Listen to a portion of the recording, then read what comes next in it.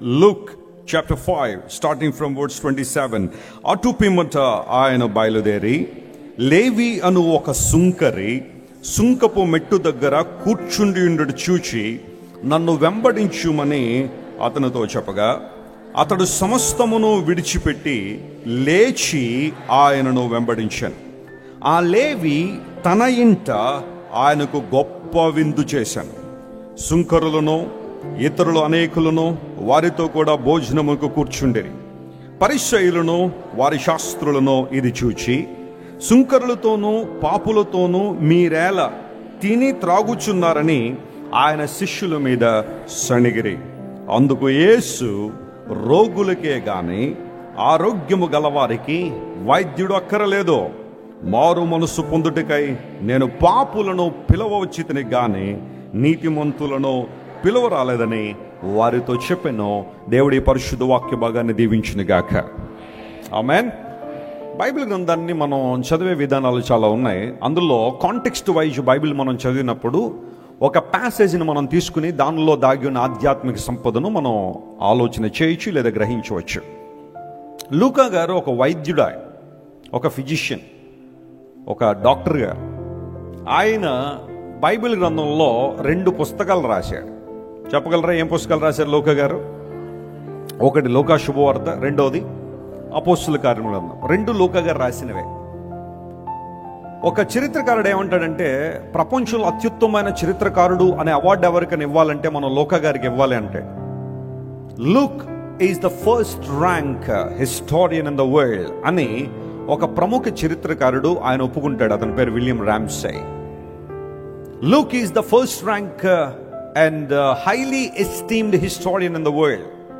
కారణం ఏంటంటే లూకా గారు రాసిన 2 పుస్తకాల్లో కూడా చారిత్రక అంశాలు చాలా ఉన్నాయి. ఉన్నదన్నట్టుగా పరిష్కరించి తర్కించి ఆలోచన చేసి కేర్ఫుల్ ఇన్వెస్టిగేషన్ చేసి మాటలన్నీ కూడా రాసుకుంటూ వచ్చారు.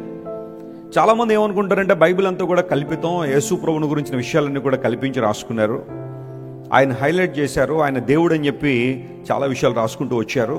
ఇవన్నీ నమ్మశక్యం కాదు అని కొంతమంది వాదించే వాళ్ళు ఎప్పటికీ ఉన్నారు. కానీ లూకా గారు అందుకనే తన యొక్క సువార్తను మరియు అపోస్తుల కార్యములు రాస్తున్న సందర్భంలో నేను పరిష్కారముగా తెలుసుకున్న విషయాలు అనే మాట వాడాడు. After a careful and a splendid investigation. ఇది ఏవో తోచినట్టు రాసేసినవి కాదు, వాస్తవాన్ని వాస్తవంగా ప్రపంచం ముందు ఉంచారు. కాబట్టి సువార్తలలో దాగి ఉన్న ఆధ్యాత్మిక సత్యాలు ఇప్పటికీ అనేక మందిని ప్రభావితం చేస్తూనే ఉన్నాయి. యేసు ప్రభు జీవిత చరిత్ర అంతా కూడా మనకి ఎప్పుడూ ఆదర్శప్రాయమే. ఆధ్యాత్మికంగానో శారీరకంగానో మానసికంగానో ప్రభు మాటలు, ఆయన జీవితం మనకు ఆదర్శప్రాయమే. అయితే యేసు ప్రభు వారు ఆయన ఈ లోకంలో ఉన్న కాలంలో శిష్య బృందాన్ని ఏర్పాటు చేసుకున్నారు. ఆ ఏర్పాటు చేసే ప్రక్రియలో అప్పటికే కొంతమందిని ప్రభు పిలిచాడు. వారు తమను తాము సమర్పించుకుని ప్రభువును వెంబడిస్తున్నారు. అయితే యేసు ప్రభు వారు బయలుదేరి లేవి అనే ఒక వ్యక్తిని సుంకపు మెట్టు దగ్గర, ఒక ట్యాక్స్ బూత్ దగ్గర ఒక ట్యాక్స్ కలెక్టర్ ఉన్నాడు. అతను చూసి నన్ను వెంబడించు అని చెప్పగానే మారు మాట్లాడకుండా, ఏ విధమైన డిలే లేకుండా ఉన్న పాటును అతడు లేచి యేసు ప్రభువును వెంబడిస్తున్నాడు.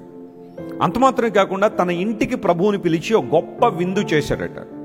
గ్రేట్ ఫీస్ట్ అని ఒక ట్రాన్స్లేషన్లో, బాంక్వెట్ అని మరొక ట్రాన్స్లేషన్లో, ఏ గ్రేట్ డిన్నర్ అని మరొక ట్రాన్స్లేషన్లో ఆ గొప్ప విందుని గురించి వివరించబడ్డాయి. అండ్ ఐఎమ్ ష్యూర్ మత్తయి లేదా లేవి అనబడే వ్యక్తి ఒక గొప్ప విందు ప్రభు కోసం చేశాడు. అయితే యేసు ప్రభు విందుల్లోకి వెళ్తాడా? ఆయనకు విందులు అంటే ఇష్టమా? అంటే యేసు ప్రభు జీవించిన కాలంలో కొన్ని విందుల్లో ఆయన పాల్గొన్నారు.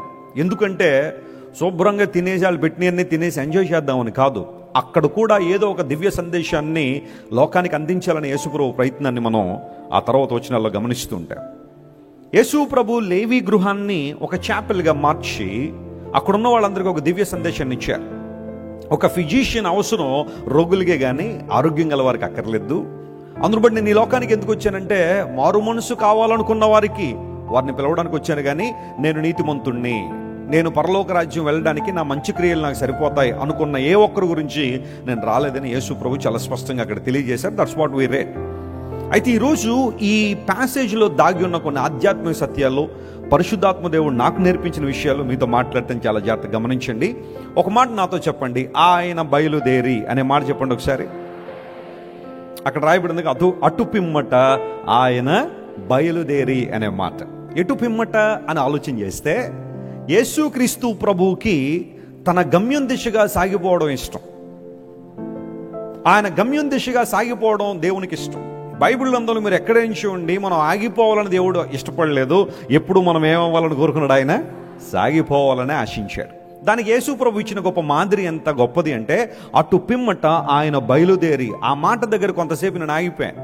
యేసు ప్రభు బయలుదేరడంలో ఆయన ఉద్దేశం ఏంటి? ఆయన ఎందుకు వెళ్తున్నాడు? ఎందుకు ఆయన ప్రయాణం చేస్తున్నాడు? మీరు ఇంటికి వెళ్ళిన తర్వాత కొంచెం అవకాశం ఉంటే, ఓపుకుంటే ఆ పై వచనాలన్నీ మీరు చదివితే జాగ్రత్తగా గమనించండి. పక్షవాతంతో బాధపడుతున్న వ్యక్తిని యేసు ప్రభు దగ్గర తీసుకొచ్చారు. యేసు ప్రభు దగ్గర తీసుకురాగానే ఆయన పక్షవాతంతో బాధపడుతున్న వ్యక్తిని చూసి అన్నారు, నీ పాపములు క్షమించబడ్డాయి అన్నాడు. Your sins are forgiven my son. ఆ మాట చెప్పగానే అక్కడ శాస్త్రులు, పరిసయ్యులు, యేసు ప్రభు ఈ లోకంలో ఉన్నప్పుడు ఎంతమంది ఆయన చుట్టూ ఉన్నారో లేదో కానీ వీళ్ళు మాత్రం ఎక్కువగా ఆయన చుట్టూ ఉండేవారు. ఎందుకోసం అంటే they were searching for every possible opportunity to criticize Jesus, to humiliate Jesus, to mock at Jesus, to ridicule him. యేసు ప్రభుని హీనపరచడానికి, ఆయనను ఇబ్బంది పెట్టడానికి, ఆయన మీద నేరాలు మోపడానికి, ఆయన విమర్శించడానికి ఈ శాస్త్రులు, పరిసయ్యుల గుంపు యేసు ప్రభు చుట్టూ ఎప్పుడూ ఉండేవారు.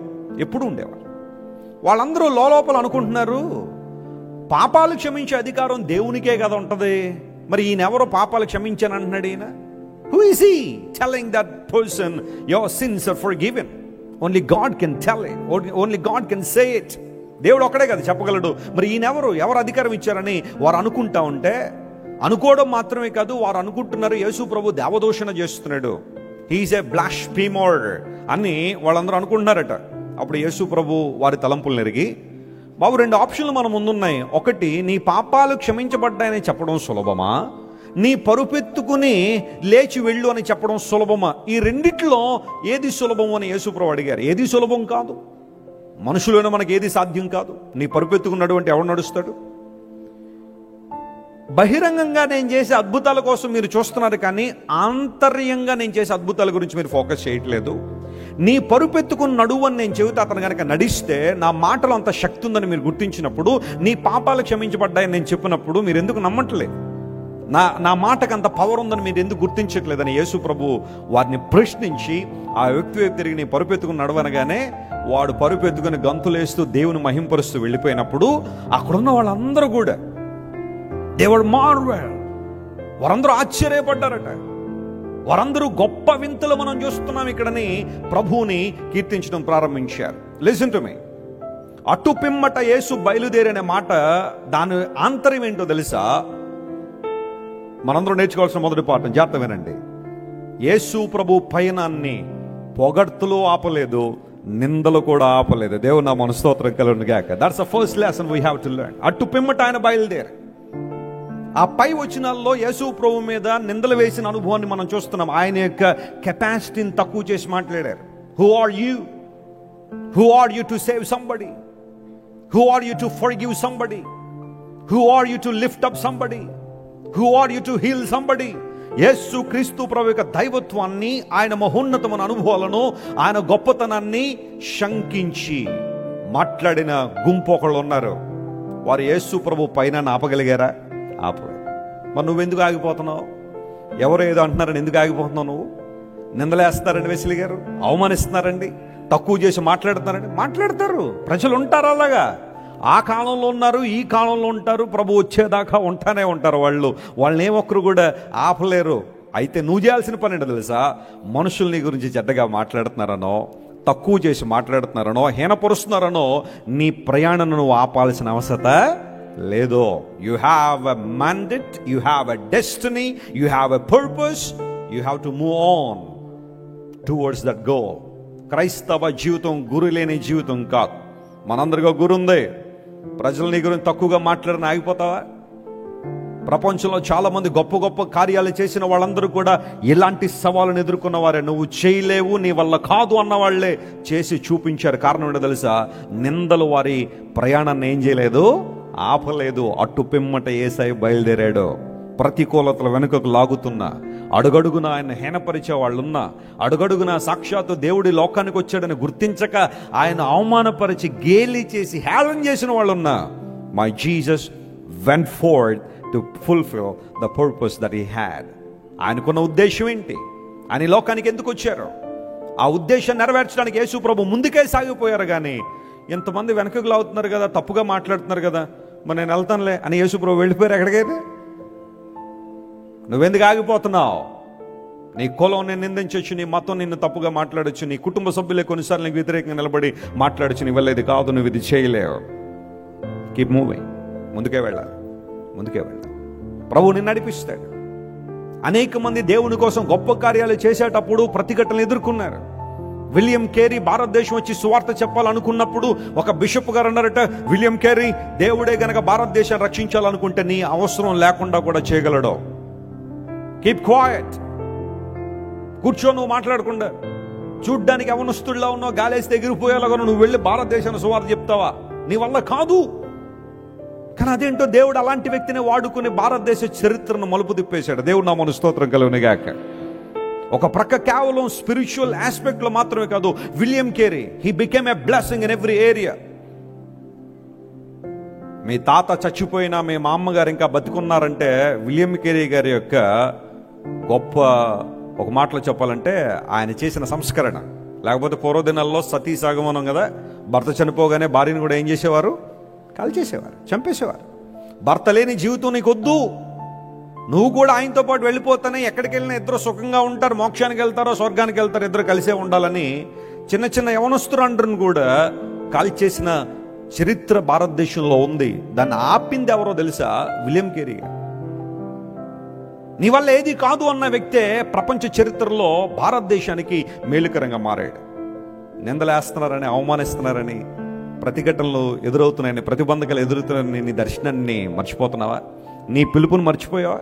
దేవుడికి ఇచ్చిన బాధ్యతను మర్చిపోయావా? ఆయన కోసం నువ్వు బ్రతకాలే, ఆయన నామానికి మహిమకరంగా నువ్వు జీవించాలే. నీ ద్వారా దేవుడు తన ప్రణాళికలు భూమి మీద నెరవేర్చబడాలని ఆశిస్తూ ఉంటే నువ్వెందుకు చతికిలు పడిపోయావు? ఈరోజు నువ్వు లేవాలి. You have to get up and move forward. అటు పిమ్మట ఆయన ఏం చేశాడు చెప్పండి? బయలుదేరాడు. నిందలు ఆయన ఏం చేయలేదు, ఆపలేదు. అది అక్కడ అలా ప్రక్కన పెడితే పొగడ్తలు కూడా యేసయ్యను ఏం చేయలేదు చెప్పండి? ఇది కొంచెం జాగ్రత్తగా గమనించాలి. ఎందుకోసం? అక్కడున్న వాళ్ళందరూ wow, we have seen great wonders, amazing things అనగానే, బాబు కెమెరాలు ఎక్కడున్నాయి నాయన, రికార్డ్ చేయండి, కొంచెం టెంట్లు కట్టిన ఆయన గట్టిగా, బాబు అలాంటి వాళ్ళు అందరూ పిలవండి, చెప్పండి గట్టిగా అని యేసుప్రభు ఆగిపోయాడా? పొగడ్తలు కూడా నా యేసయ్యను ఏం చేయలేదు, ఆపలేదు. He know what is doing. కొన్నిసార్లు కొంతమంది ఆధ్యాత్మిక పైనాన్ని ఈ వ్యర్థమైన పొగడ్తలు, అభినందనలు ఆపేస్తున్నాయి. చేయాల్సిన పనులు చేయట్లేదు. వాడు ఎవరో అంటారమ్మా బాగా పాడేవనగానే ఇంకసార్లు ఇంక నేర్చుకోవాల్సింది ఏమి లేదనుకుంటారు కొంతమంది. బ్రదర్ బాగా చెప్తున్నాడు వాక్యం అనగానే, మరి నాకు అంతా వచ్చేసి కదండి బైబిల్, ఇంక నేను చదవాల్సిన అవసరం లేదనుకుంటారు కొంతమంది కదా. బాగా పనిచేస్తున్నాను దేవుని కోసం అంటే ఇంకా ఆ పొగడ్త వారు ఇంకా దేవుని కోసం ఎఫెక్టివ్గా పని చేయకుండా నిలువరిస్తుందేమో. ఒకసారి ఆలోచించాయి. అభినందన వద్దని నేను అంటలేదు. ఏదైనా ఒక మంచి పని చేసినప్పుడు ఎవరో ఒకళ్ళు నేను అభినందిస్తారు. అలా అని చెప్పి అభినందనలకు అలవాటు పడిపోయి, పొగడ్తలకు అలవాటు పడిపోయి నువ్వు చేయాల్సిన పనులు చేయకుండా ఇంకెప్పుడు వాటి కోసమే కనిపెడుతున్నావు అంటే, I'm telling as a man of God, Yesayya నీకు పాఠాన్ని నేర్పిస్తున్నాడు. గొప్ప వింతలు జరుగుతున్నాయి, నువ్వు చాలా గొప్పవాడు, నువ్వు చాలా ఉన్నతమైన వాడవయ్యా అని అనేక మంది ఆయన కీర్తిస్తూ ఉంటే అక్కడి నుంచి ఆయన బయలుదేరాడు. కారణం ఏంటో తెలుసా? చాలా జాగ్రత్తమేనండి. కొన్నిసార్లు పొగడ్తలు నీ ప్రయాణాన్ని ఆపేస్తాయి, నీ ఎదుగుదలను ఆపేస్తూ ఉంటాయి. గర్వం వచ్చేస్తుంది కొంతమందిలో. లూసిఫర్లో రాలేదా? వేకు చుక్క, తేజో నక్షత్రమా అనగానే లూసిఫర్లో ఏం బయలుదేరింది? గర్వం బయలుదేరింది. ఎంతవరకు ఆ గర్వం అంటే, నేను మహోన్నతునితో ఏమైపోతానో సమానున్నైపోతాను, సింహాసనాన్ని ఎచ్చించేస్తాను. ఇక తేజో నక్షత్రమా, వేకువ చుక్క అని దేవుడు పేరు పెట్టేశాడు కాబట్టి ఇక నేను దేవునితో సమానమే అనుకున్నాడు మనసులో. దేవుడు ఆ ఉద్దేశాన్ని ఎరిగి చెప్పండి పైనుండి ఏం చేశాడు? కిందకి త్రోసేశాడు. అంటే దేవుడు ఒక అభినందన ఇస్తే లూసిఫర్ తన ప్రయాణాన్ని నిలిపేసుకున్నాడు. కారణం ఏంటో తెలుసా? చాలా జాగ్రత్త సుమా. ఎవరో ఒకరు నేను అభినందిస్తాను, నువ్వు ఏదో ఒకటి చేసావు దేవుని కోసం, దట్స్ ఓకే. అభినందన వరకే ఉంచుకోగానే ఇంకా నేను లేకపోతే ఏమీ లేదిక. ప్రపంచం నేను లేకపోతే సేవే లేదు, నేను లేకపోతే పాటలే లేవు, నేను లేకపోతే వాయిద్యాలే లేవు, నేను లేకపోతే అసలు క్రైస్ట్ విడిచిపెట్టరే లేదు అనుకున్నావంటే దేవుడు మెల్లగా తీసుకెళ్ళి ఏం చేస్తాడు? ఆయన పక్కన పెట్టేస్తాడు. వస్తుందా అలాంటి ఆలోచనలు? ఎప్పుడైనా వస్తున్నాయా? గర్వం వస్తుందా? నువ్వు దేవుని కోసం ఎంత చేసినా చెయ్యాల్సింది ఇంకా చాలా ఉంటుంది. స్తోత్రం చెప్పండి. Hallelujah. You have to move forward. నువ్వు ఎన్ని ఆత్మలు ఎప్పటికి సంపాదించినా నేను చేసింది ఏదో చేసేసానండి అని చతికిలపడ్డం కాదు. Until your last breath, until you see your saviour in the heaven. పరలోకంలోని రక్షణను కలిసి నీ రక్షకును కలుసుకునే పర్యంతం కూడా దేవుని కోసం నువ్వేం చేయాలా? వాడబడాలా. ఆయన కోసం ముందుకు సాగిపోవాలి. పౌలు భక్తుడి విషయంలో మనందరికీ చక్కని మాదిరి కదా. మంచి పోరాటం పోరాడానో, నా పొరుగును ఏం చేశాను నేను. ఎప్పుడు చెప్పాడు ఆ మాట ఆయన? సిస్టర్ చెప్పండి, ఎప్పుడు చెప్పాడు ఆయన? సేవలోకి రాగానే అన్నాడు ఆయన. దేవుని కోసం వాడబడి తాను ఇక వెడలిపోయే సమయం వచ్చిందని గుర్తించినప్పుడు నా పొరుగును ఏం చేశాను అన్నాడు ఆయన. నువ్వు సంవత్సరం దేవుని కోసం బాగా పరిగెత్తేసాను, నీకు నేను చేయాల్సింది ఏమి లేదండి, ఐ డిడ్ ఎనఫ్ అంటే దేవుడు అంటాడు, నేను చూసి నవ్వుకుంటాడు ఆయన. నువ్వేం చేసావు? ఇంకా చేయాల్సింది చాలా ఉంది. Don't be satisfied with what you have done, focus on what you have to do. నువ్వు చేసిన దాని విషయంలో సంతృప్తి పడిపోయి ఇక చాలు నువ్వు అనుకోవడానికి లేదు. Until your last breath we're the representatives of almighty God. Hallelujah.